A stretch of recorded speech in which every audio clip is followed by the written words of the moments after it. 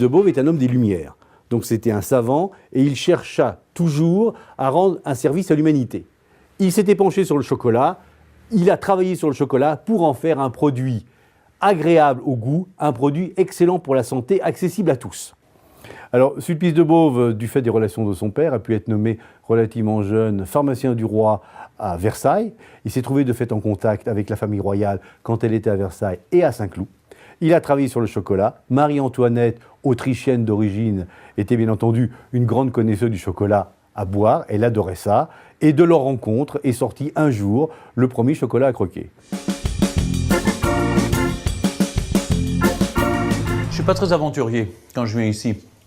J'achète toujours les mêmes chocolats. Je prends par exemple toujours les pistoles de Marie-Antoinette. Mais j'aime bien ces pistoles parce que, en réalité, elles avaient le don, paraît-il, en tout cas, de calmer les maux de tête de la reine, qui avait des raisons d'avoir mal à la tête avant de la perdre. La reine était une jeune personne, donc était jeune reine, et elle adorait prendre des médecines pour le teint, la couleur, l'énergie. Le problème qu'elle avait, c'est que les médecines de l'époque avaient toutes très mauvais goût. Et quand elle a essayé de les prendre plusieurs fois avec du chocolat chaud, qui était sa boisson préférée, le résultat n'était pas très agréable. Alors, comme il avait commencé depuis plusieurs années à réfléchir sur la préparation du chocolat, il a poursuivi ses études et il est arrivé, en trouvant des moyens simples à l'époque, mais les premières fois, à dissocier le beurre de cacao de la masse de cacao, à réussir à les remélanger ensuite relativement intimement et à faire de fait un chocolat qui n'était plus un chocolat mou, qu'on utilisait pour faire des boissons, mais un chocolat dur que l'on pouvait croquer.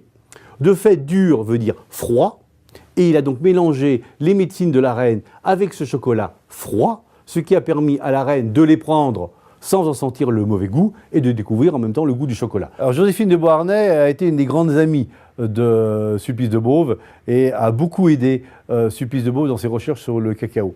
La future impératrice de France, donc celle qui a rencontré et dont est tombé amoureux le futur empereur Napoléon Ier, était une fille des îles. Et elle adorait boire du chocolat et c'est elle d'ailleurs qui a fait découvrir le chocolat à l'empereur.